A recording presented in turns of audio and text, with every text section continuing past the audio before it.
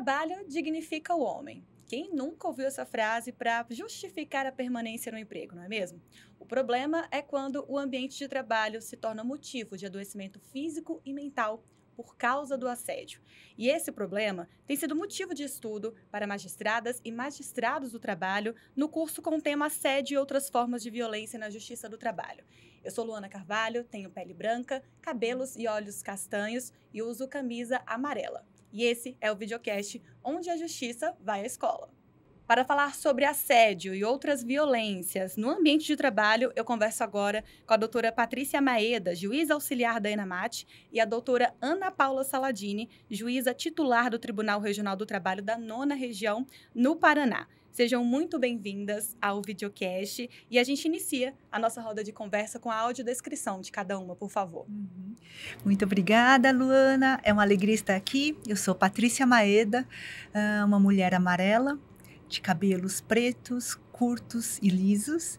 Meus olhos são pretos, monopálpebras. Uso hoje um óculos dourado, um vestido preto e um grande colar de arte indígena caiapó, laranja, branco e preto.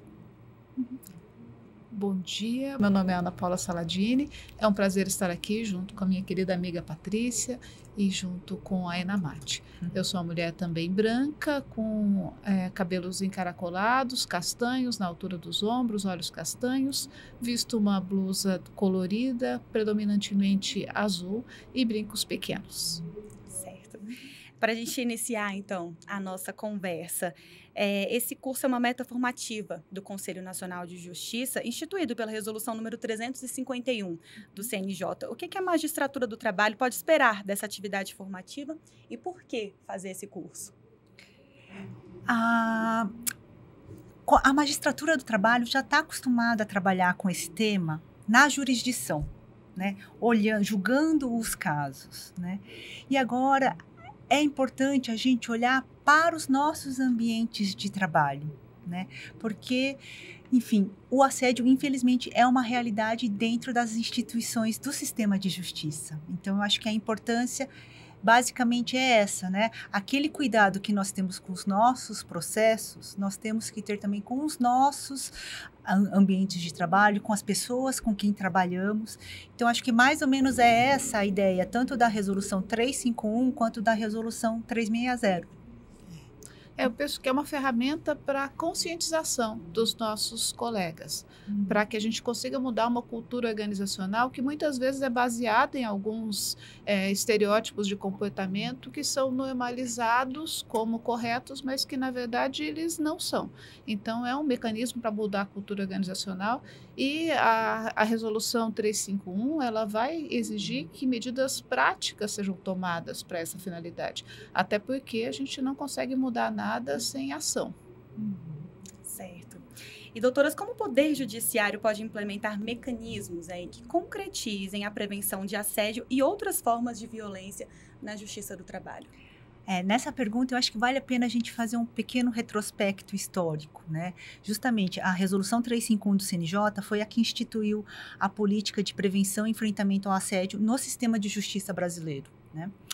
E a partir disso, todos os tribunais tiveram que criar suas comissões de prevenção e enfrentamento ao assédio, né? E essas comissões, elas tinham, dentre suas atribuições, justamente melhorar o ambiente de trabalho e também receber notícias de assédio. E aí o que acontece? Ninguém sabia fazer isso, né? Daí, a enfática determinação da 351 de ter formação, né? Porque assim, não é responsável a gente dizer que tem uma política de prevenção ao assédio, né? Fazer as pessoas pensarem sobre isso e não ter nenhum mecanismo para lidar com essa questão. Então, a ideia de ter uma comissão, né? Ou um subcomitê, como tem sido chamado atualmente, bem formada, bem instruída, né, com fluxos, com orientações claras e precisas, é essencial para que justamente a gente consiga avançar nesses mecanismos de combate ao assédio. Eu penso que a formação é muito importante, Luana, porque as pessoas que vão integrar esses comitês, elas não têm a consciência de toda a problemática. Elas, às vezes, enxergam a questão de forma um pouco segmentada, ou a gente, como juiz, vê isso mais da perspectiva jurisdicional e esquece de pensar na perspectiva institucional também. No curso de formação de formadores, que eu e a Patrícia estamos coordenando salas, tutoriando salas, uma denúncia muito frequente é a necessidade da gente implementar canais que sejam claros para receber essas denúncias e divulgar bastante a existência desses canais. Então, penso que entre as medidas práticas, essa questão de implementar canais que sejam acessíveis para todo o nosso público interno é um dos pontos mais importantes. Você não acha, Patrícia? Claro, faz todo sentido isso, porque a gente trabalha muito com a conscientização, como a Ana falou, né?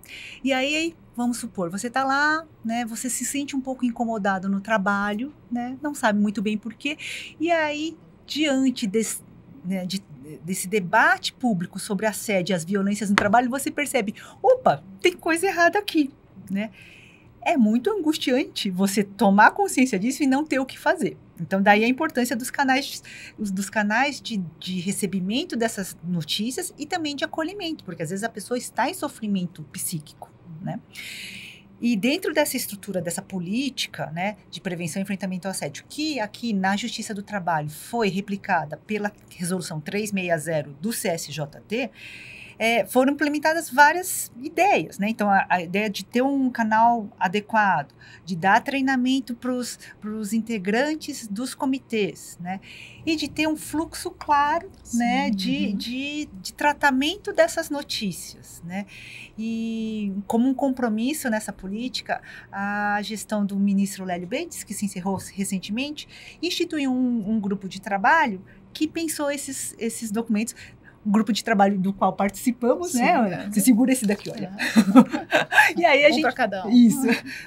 Nós... nossos filhotes. Isso, nossos filhotes. Nosso grupo de trabalho produziu esses dois materiais. Um pensando no assédio para o público em geral, né? O assédio no mundo do trabalho.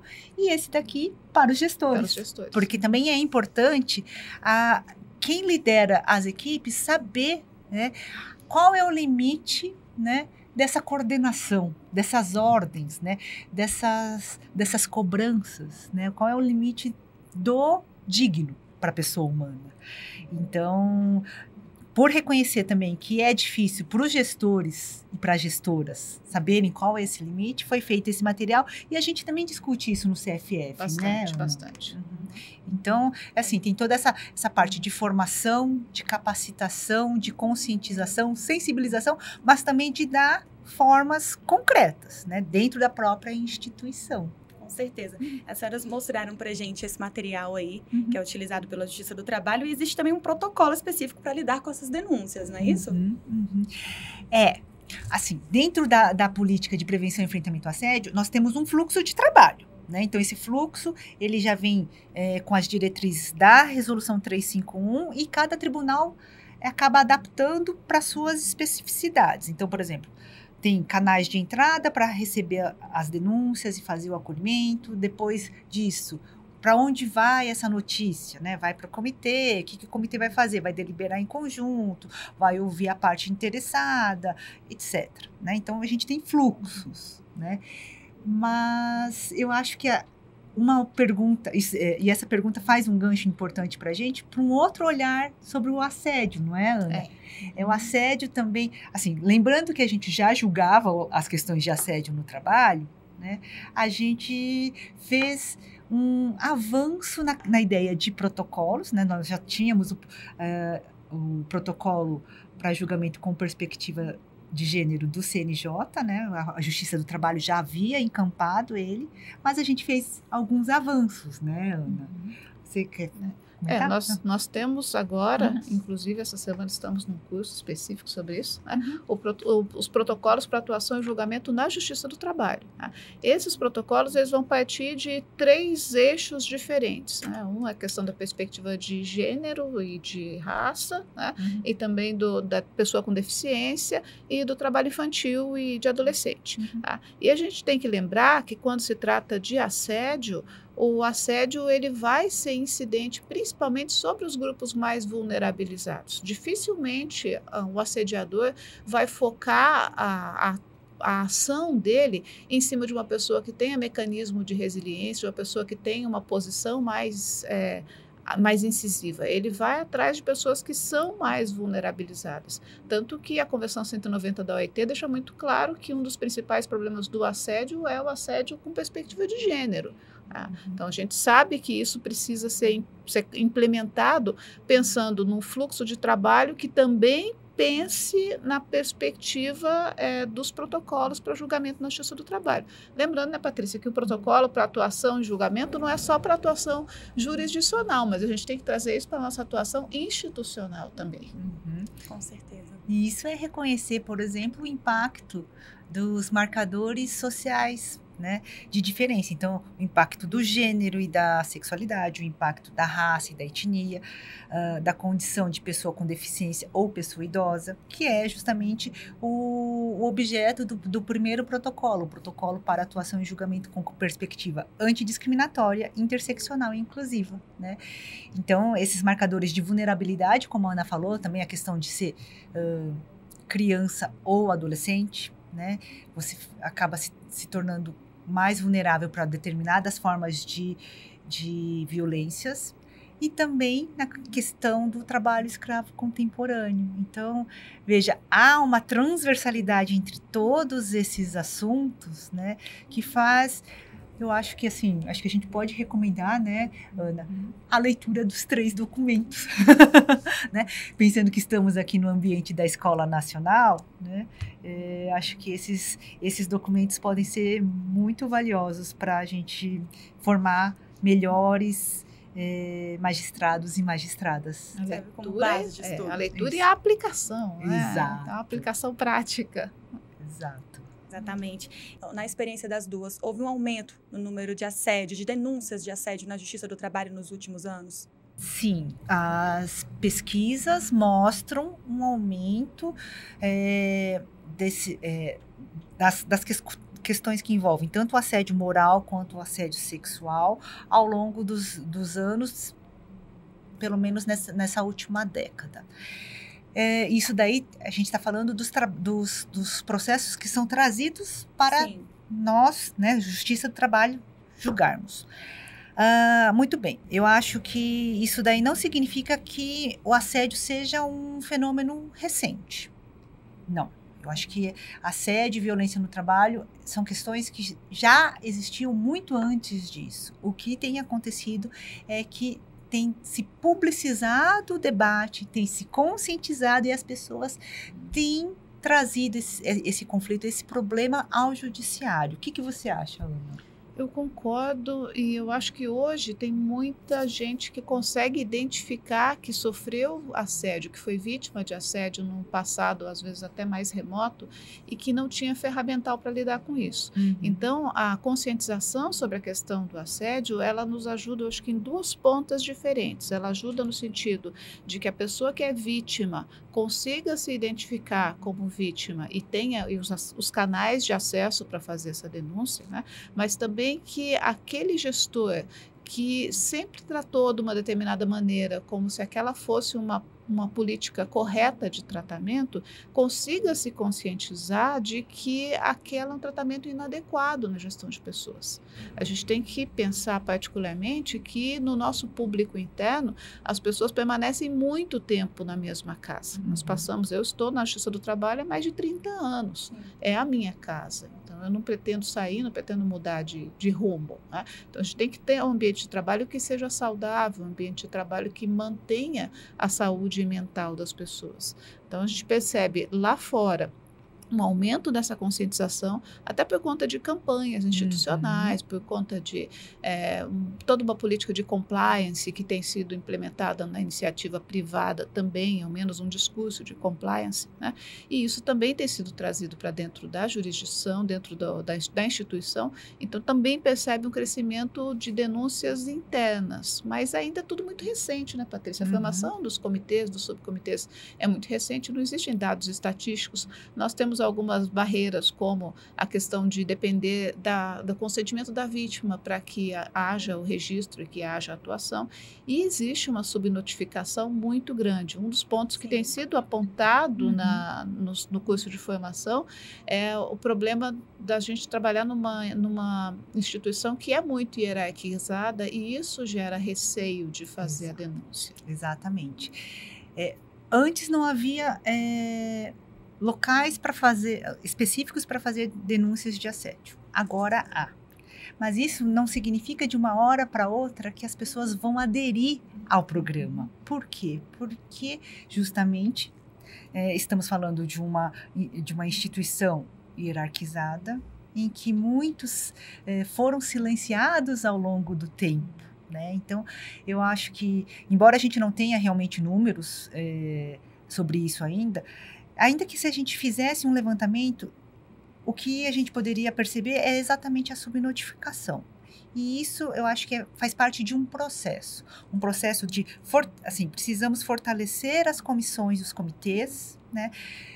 Fazer com que trabalhadoras e trabalhadores do sistema de justiça confiem nessa política de prevenção e enfrentamento, para então, né, se sentirem seguros para demandar. Né? Mas para isso a gente tem trabalhado ano após ano, especialmente no mês de maio, né?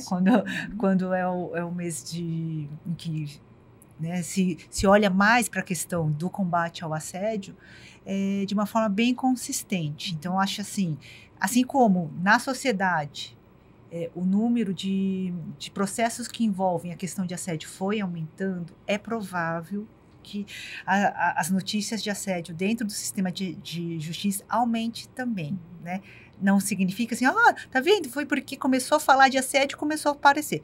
Um pouco mas não é que o problema não existia. O problema, ele era disfarçado, ele era silenciado. As pessoas estão mais conscientes. E a gente tem que deixar muito claro que é preciso aprender a tratar essas denúncias com seriedade, tá?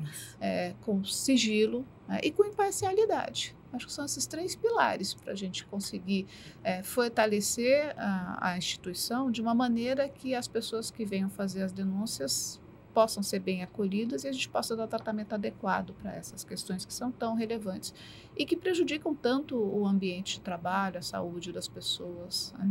E a própria missão institucional da Justiça do Trabalho. Daí, então, a importância também da capacitação de magistradas e magistrados sobre o tema. Exato. E também de servidoras e servidores, porque as comissões também são integradas por servidoras e servidores. Sim. Mas a gente acredita que ao formar formadores, que é o que a gente está fazendo atualmente, né, a gente vai ter mais vozes nos tribunais e nas EJUDEs para poder qualificadamente tratar do tema, né, e trabalhar na formação de mais pessoas. Então, é um efeito multiplicador. Bom, muito obrigada pela participação, doutora Patrícia, doutora Ana Paula. Eu que agradeço, foi muito agradável fazer esse debate com você, Luane, e com a Ana Paula, e fico à disposição. Também gostei muito dessa oportunidade, agradeço à escola, agradeço ao TST, minha querida amiga Patrícia, e vamos em frente.